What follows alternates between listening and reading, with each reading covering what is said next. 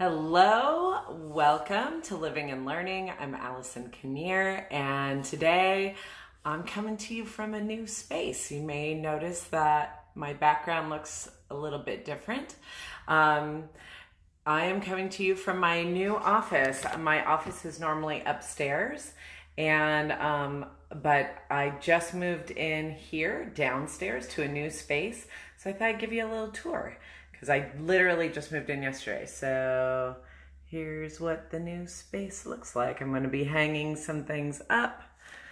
Got my file cabinet, got my view, got my other file cabinet, and my desk where all the magic happens. So this is a little peek at the new space.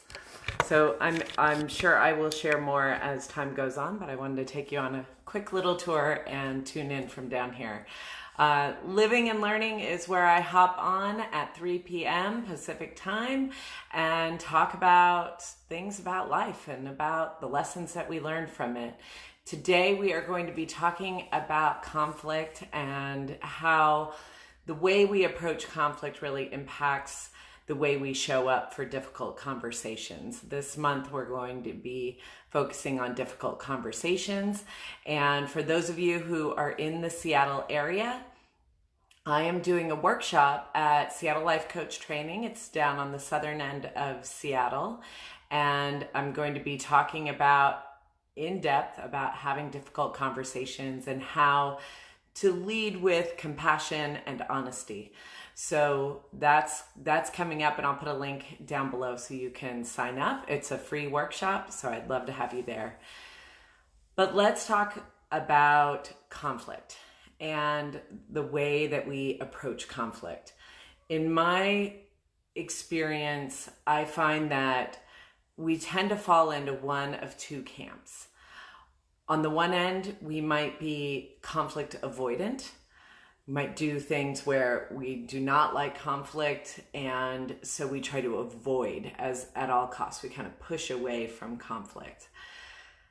On the other end of the spectrum, you may also hate conflict, but you tend to be more conflict accelerated.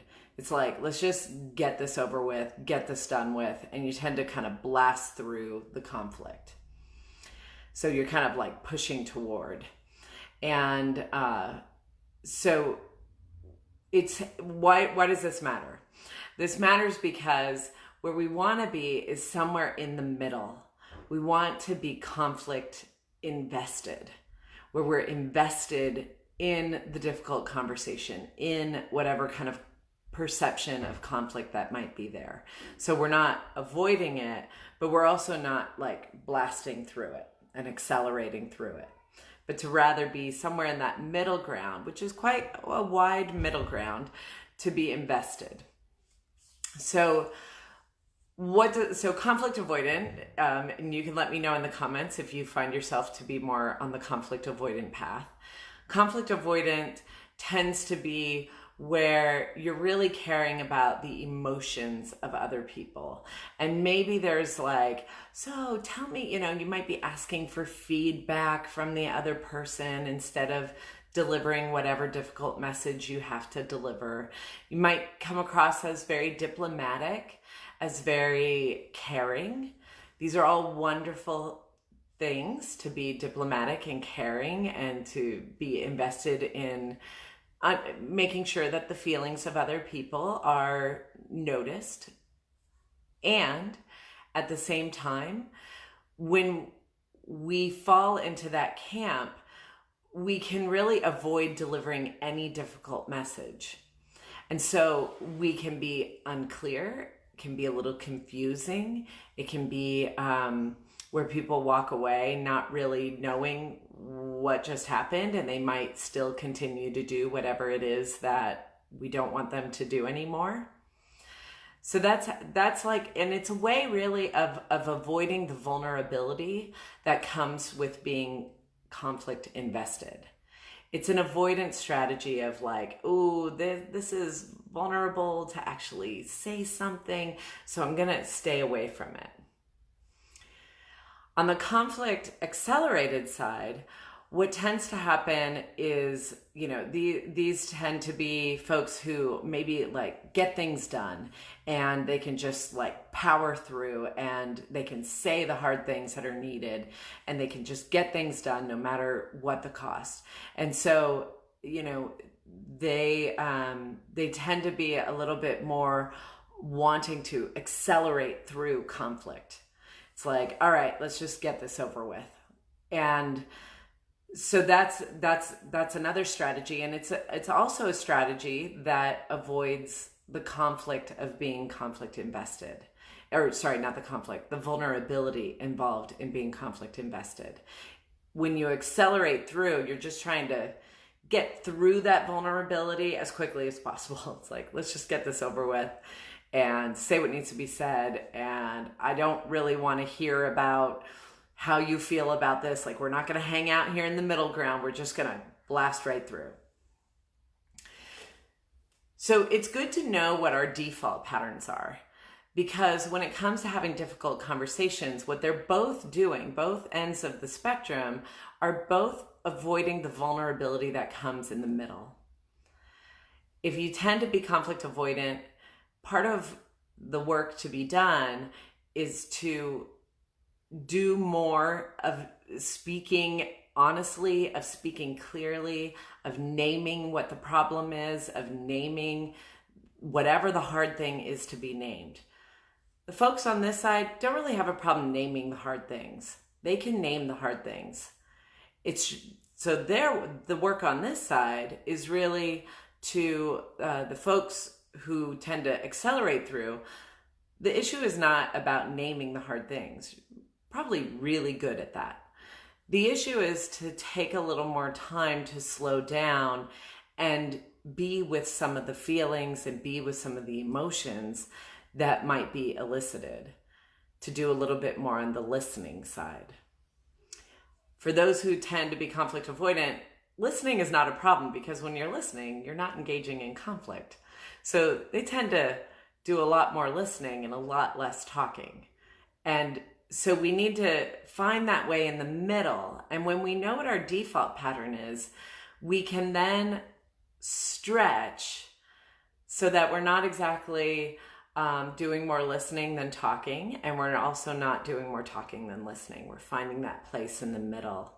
And really, like, to have an effective conversation, to have an effective, difficult conversation, to give hard feedback, to set a boundary, any of that work really requires us to step into our vulnerability. And what happens is when we step into that vulnerability, we go, ooh, I don't like this. And we try to back out of it and do what brings us comfort. And so for those who fall into the conflict avoidant side, what brings us comfort is the listening and the not saying much and avoiding the conflict. And for the conflict accelerated, what brings us comfort is getting shit done and getting things, just getting through things. And so we have to know what our comfort level is and what our default patterns are, so we can walk that line in the middle and just be invested in the conflict. For a lot of people, they'll say, I don't have time for that. I just don't have time. That seems like it takes a long time. But really, it doesn't take as much time as you think. And the time spent either cleaning up the mess that continues to recur because the message was not delivered clearly in the first place, or the cleanup time that comes after blasting people with cold, hard, honest truth without hearing their feelings or emotions around it, the cleanup that happens then, or the resentment or the burnout that happens, that mess takes a really long time, rather than taking a little extra time to kind of see, how did that land for you? And engage in a dialogue. Really, it's like an ounce of prevention for a pound of, I don't know what the saying is. But you're able to take that little bit of extra time and prevent much bigger problems that can happen. So that's a little preview to some of the stuff that I'm sharing in my workshop. a little preview to some of the work that I do with my clients.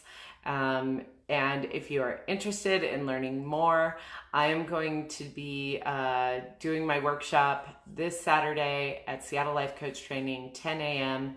I would love to see you there if you are local. If you are not local, I am planning a webinar. It is coming your way. I'm calling it Boundaries for the Holidays. So that is coming soon. Boundaries for the holidays. And just because I find the holidays are a time when boundaries are especially needed. So I will be sharing more information with you once that gets further developed. I think we're still too early to tap into the holidays now, but that will be rolling out later this fall. So stay tuned for that. Anyway, I wish you a wonderful week of living and learning. I will see you next week for more conversations on having difficult conversations. Take care.